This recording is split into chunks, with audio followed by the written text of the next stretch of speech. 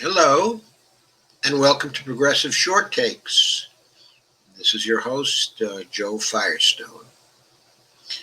In this short take, I want to review some climate news that I've been watching over the past few weeks.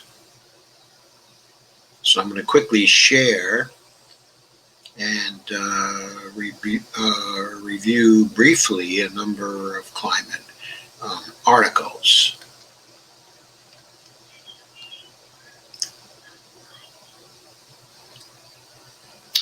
So first, here's an article from Social Europe. It's entitled China Takes the Climate Stage. It's published on the 19th of October 2020. And the author is Adam Tooze.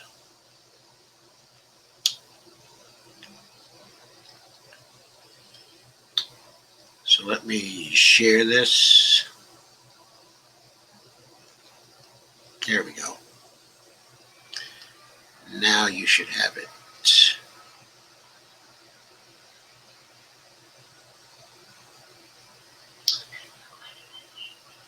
So this was supposed to be a big year for climate politics. It's lived up to expectations, but not perhaps in the way that Europe had imagined. I'm just going to skip.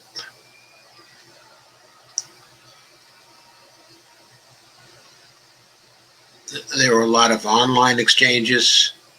They were meatier than expected. That is MEATIER than expected. But that was no preparation for what happened next. On September 22nd, the General Secretary of the Chinese Communist Party,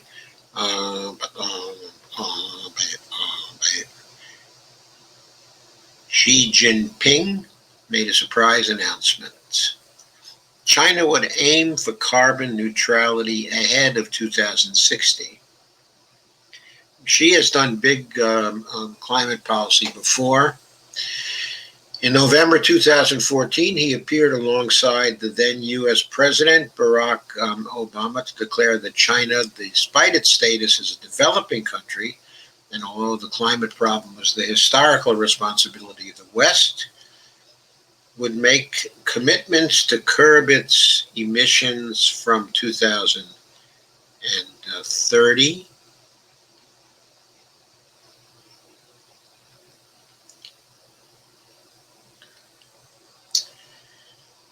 That the declaration opened the door to the Paris Agreement. This is the most dramatic move in climate politics since Paris. And according to Tooze, that is an understatement. Around 2005, China overtook the U.S. to become the world's largest emitter of carbon. Between 2000 and 2012, China doubled the world's production of steel. And today it emits more carbon dioxide than the U.S. and the EU put together.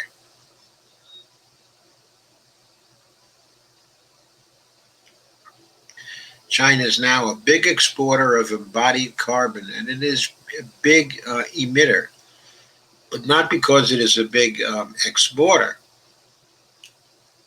If you net the imports and exports, it reduces its emissions only about 14%. By Xi's announcement means that for the first time in the history of UN climate talks, the largest emitter is actually committed to radical action.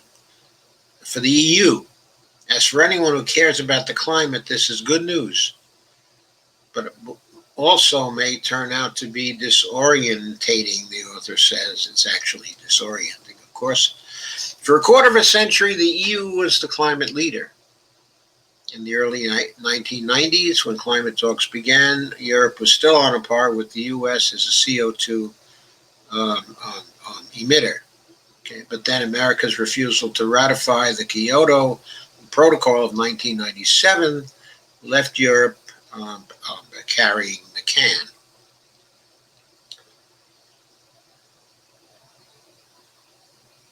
The German Chancellor, Angela Merkel, emphasized the need to work with China to protect the climate. Within days, the German Foreign Office called a meeting to discuss China and the EU new alliances for climate protection. The question is, through what kind of alliance would this happen?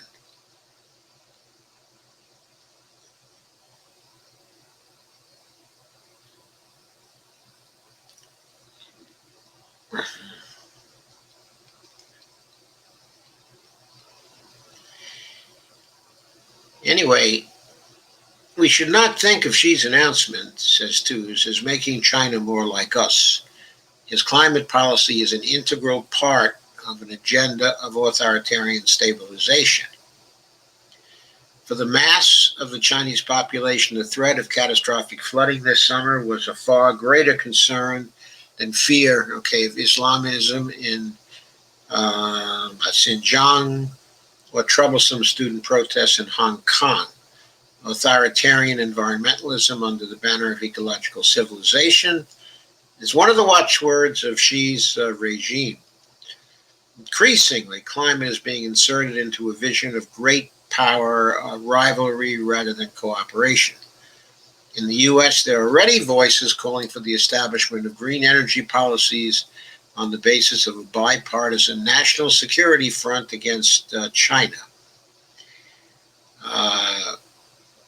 So this, of course, I don't know how hopeful this is for the climate crisis, but if we had a grand scale competition on this particular level, it would certainly be the case that that is likely to be a lot more constructive than a grand scale competition with respect to nuclear armaments, for example, or other grand scale competitions that I could think of.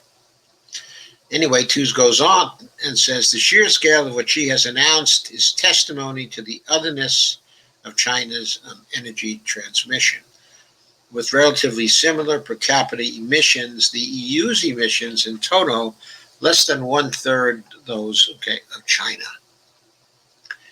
But to give a sense of the relative scale of the energy transition challenge, imagine if European member states were the equivalent of Chinese provinces, how would they rank in terms of emissions of CO2? The results are impressive. Germany is roughly comparable to Shandong province. But then there are a whole bunch of other provinces, in China that have no equivalents, in Europe. And then there, is Italy, which is roughly equivalent to Hubei province, France, which is roughly equivalent to Hunan province, Poland, which is roughly equivalent to Sichuan, and Spain, which is roughly equivalent to Heilongjiang. Then there are all these other provinces that have no equivalents in Europe, that are big emitters, of carbon. I'm not going to read all the names, but there must be 15 other provinces here. Then we have Chongqing province, which is equivalent, let's say, to Netherlands. Gansu, which is roughly on the order of Czechia. Also, Tianjin province, which is roughly equivalent to Belgium, and Beijing, equivalent to actually Romania in carbon emissions. Then there are some states of Europe that don't have any near equivalences in China: Greece, Austria, Portugal, Hungary. And then Bulgaria is roughly equivalent to Qinghai, and Finland to Hainan. Then there are some lower emitters in the EU like Sweden, Iceland, Slovakia, Denmark, Croatia, Estonia, Slovenia, Lithuania, Luxembourg, Cyprus, um, um, also Latvia, and Malta, that don't have any Chinese near equivalents. All in all, the emissions in Europe are in millions of tons. CO2 emissions are 3,132 millions, and the provinces of China are 9,810 millions of tons of CO2, more than 3 times Europe. So that's the rough comparison. So the challenges are really, really difficult. And that means that the announcement by China is very, very significant. Okay, it means a lot for the climate. Now that Joe Biden seems to be in line to take office in the United States, we're likely to see a competition between the United States and China. The only expectation I can think of about this is that it will be a constructive competition. The more intense, the better from the standpoint of solving the climate crisis.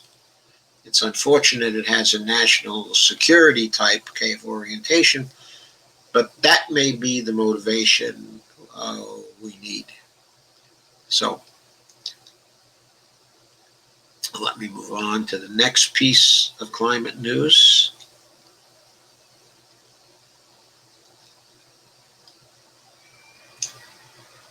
Not as significant, but an interesting piece if we're expecting the U.S. to get on board. This was done October 27th, published in Common Dreams. Author was Jessica Corbett. As election nears, polling shows 82% of voters believe 100% clean power should be the primary U.S. Energy goal.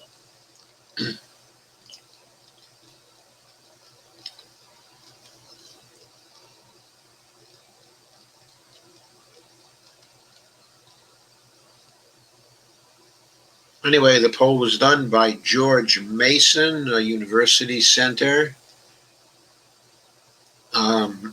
along with the Climate Nexus, the Yale Program on Climate Change, Communication. I'm sorry, Climate Nexus was one. The Yale Program on Climate Change Communication was the second partner in this, and George Mason was the third partner. They surveyed over 2,000 registered voters online in late September and early October.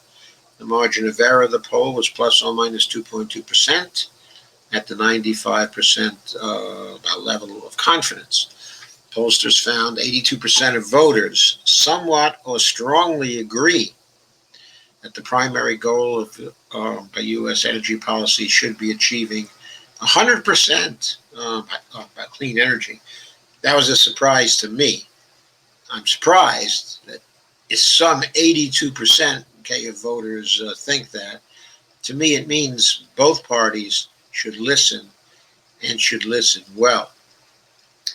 Anthony Lazarowitz said the conventional wisdom is clearly changed. He's the director of Yale's program.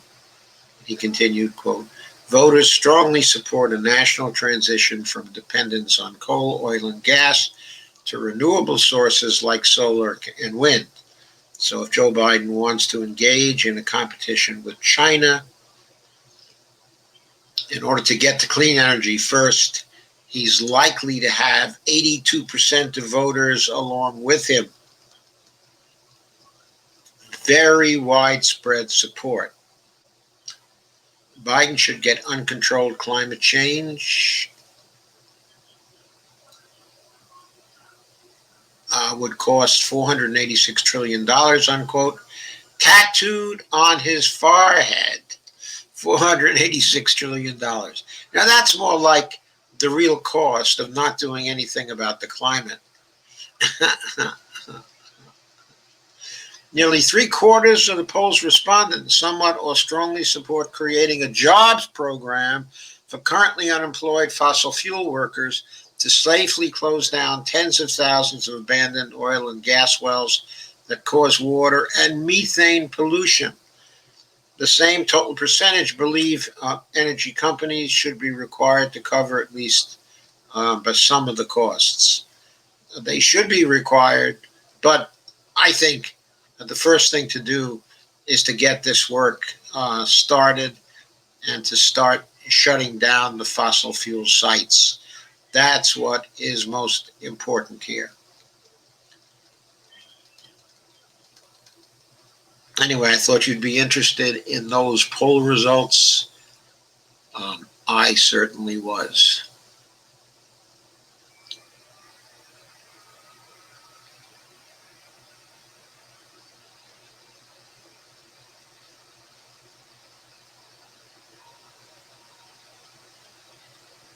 The third article I wanted to share with you is called Bankrolling Extinction, quote unquote. Report shows big banks lent over $2.6 trillion to fund global diversity restructuring in 2019. The article was written by Kenny Stancil, STNCIL, staff writer there, and this was done October 28th. Here's an aerial photograph depicting the destruction of an Indonesian rainforest. The habitat of endangered orangutans, tigers, and other animal as well as plant species cleared to make way for a palm oil plantation on Borneo Island.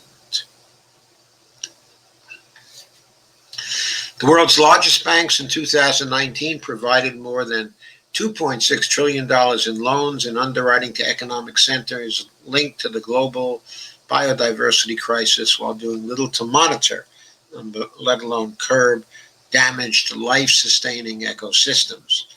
That's according to Bankrolling Extinction, a new report published on Wednesday by Portfolio Earth. That is the Wednesday of the same week as October 28th when this was published.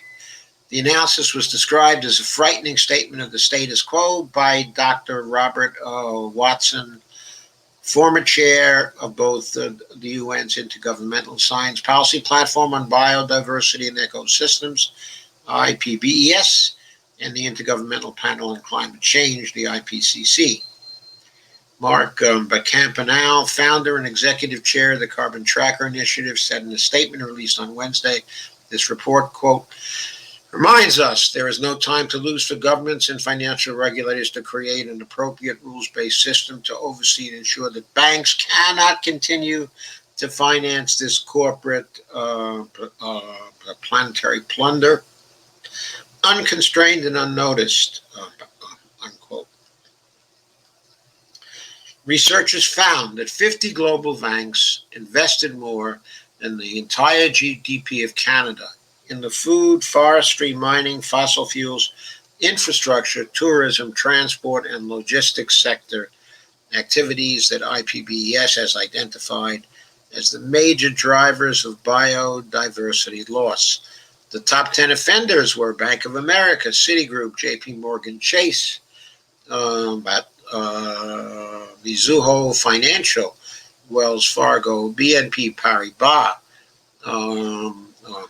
also the Mitsubishi UFJ Financial, HSBC, SMBC Group, and Barclays. There's a little chart about how much the various parties have invested. For some reason, the chart does not include, there's Wells Fargo. It's fifth. Bank of America is first and the worst offender. Wells Fargo is fifth and somewhere in the middle.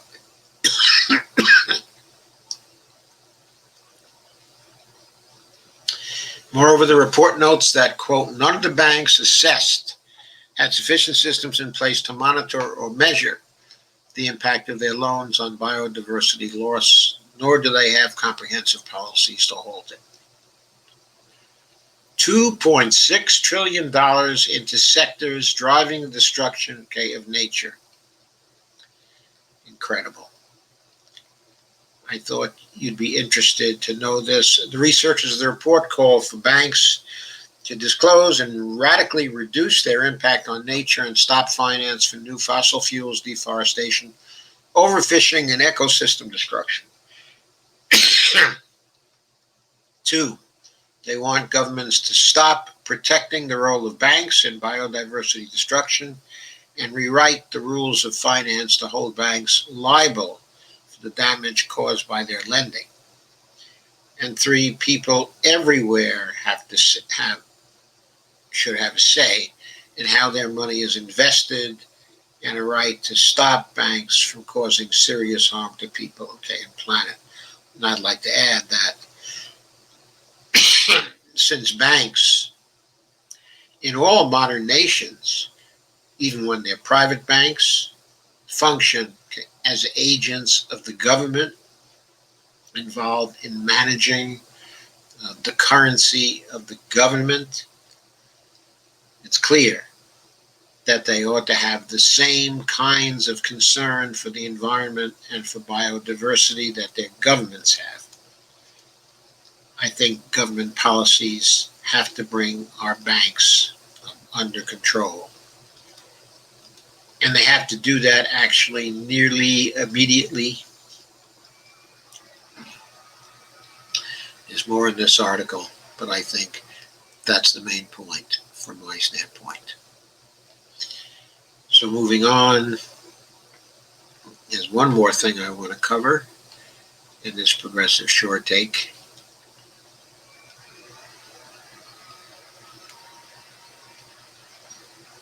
And that is Joe Biden is urged to be hashtag climate president by taking these 10 game-changing steps in the first 10 days in office. What are the 10 steps? Let's get them. Joe Biden was urged by Naomi Klein to take these 10 steps. He can move progressively on climate with 10 bold executive powers, says Jean Su on Twitter. He can declare a national climate emergency under the National Emergencies Act, which would, quote, unlock specific statutory powers to help accomplish the necessary response. Biden would be able to direct federal agencies to reverse all of President Donald Trump's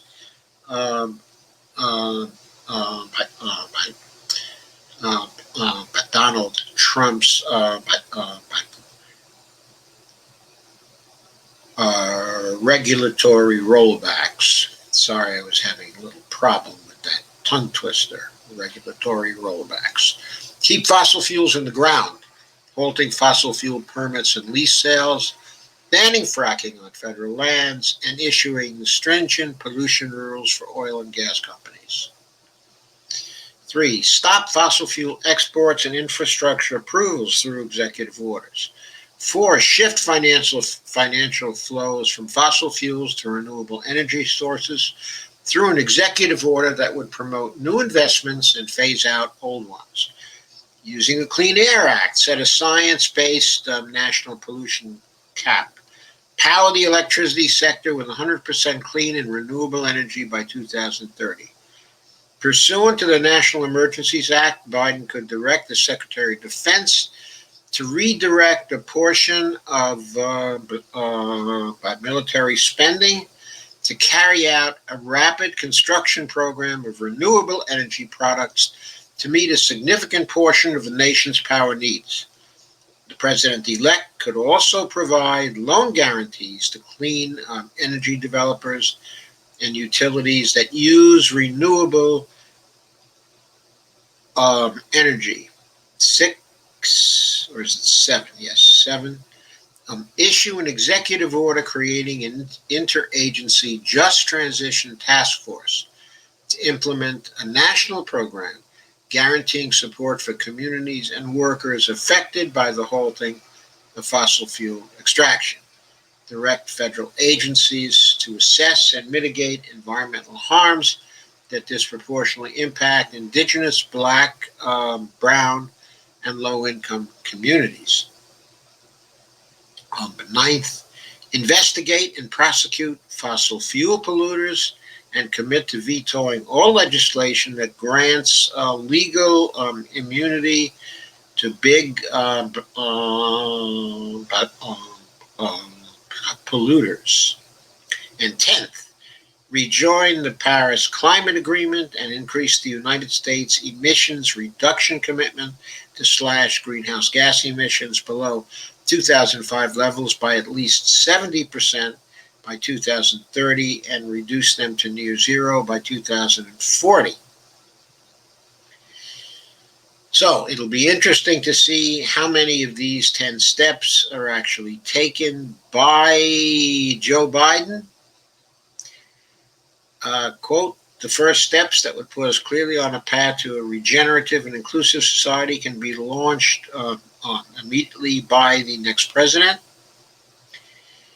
These 10 actions form the necessary foundation for the country's true transformation to a safer, healthier, and more equitable world for everyone, unquote. That was a statement by the by climate president, by coalition. So I thought you would find those 4 articles extremely interesting. The mobilization of people for the climate movement is increasing, as evidenced by these articles. And the thrust of governments to try to take part is also accelerating. I don't know whether Joe Biden will take these particular 10 steps, but he's already given some signs that he's really serious when it comes to doing something about climate change. And since the executive alone can do these things, that would not require the cooperation of the Senate. That would be something that would keep him busy for at least a little while he takes these 10 steps. And that would do a tremendous amount of good with respect to the climate. So that's all for this Progressive Short Take. I'll be back with another Progressive Short Take shortly. Thank you for coming. Thank you for staying. I'll see you again shortly. Thanks.